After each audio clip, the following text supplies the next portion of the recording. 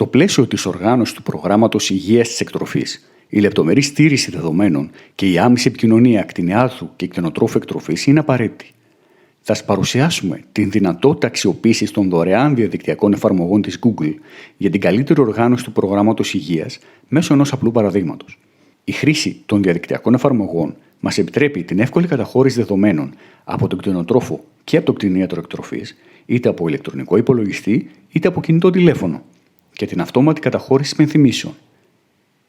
Το παράδειγμα που δημιουργήθηκε αφορά την οργάνωση του προγράμματος εμβολιασμού.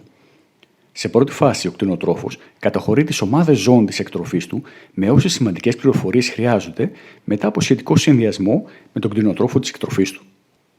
Οι ομάδες και οι πληροφορίες καταχωρούνται αυτόματα σε φύλλο εργασίας, ορατό και από τον κτηνοτρόφο και από τον κτηνίατρο.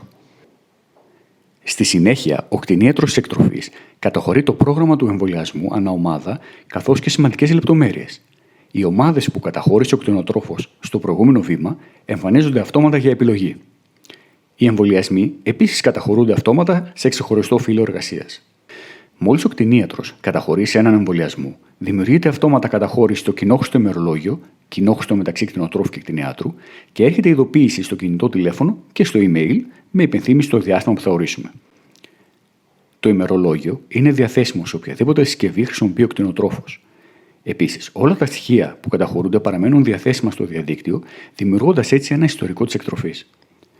Για τη δημιουργία της εφαρμογής χρησιμοποιούμε το Google Forms για τη δημιουργία φορμών εύκολης καταχώρησης στοιχείων από τον κτηνοτρόφο και από τον κτηνίατρο της εκτροφής, το Google Sheets για τη δημιουργία των σχετικών πινάκων που καταχωρούνται τα δεδομένα από τις φόρμες, το Google Calendar για την αυτόματη καταχώρηση των συμβάντων και τέλος την πλατφόρμα ταχείας ανάπτυξης εφαρμογών Google AppScript, στην οποία θα δοθούν οι εντολές για τη σύνδεση των φορμών με τους πίνακες και με το ημερολόγιο, το οποίο είναι και το πιο δύσκολο κομμάτι, αλλά με πληθώρα παραδειγμάτων και οδηγών στο διαδίκτυο.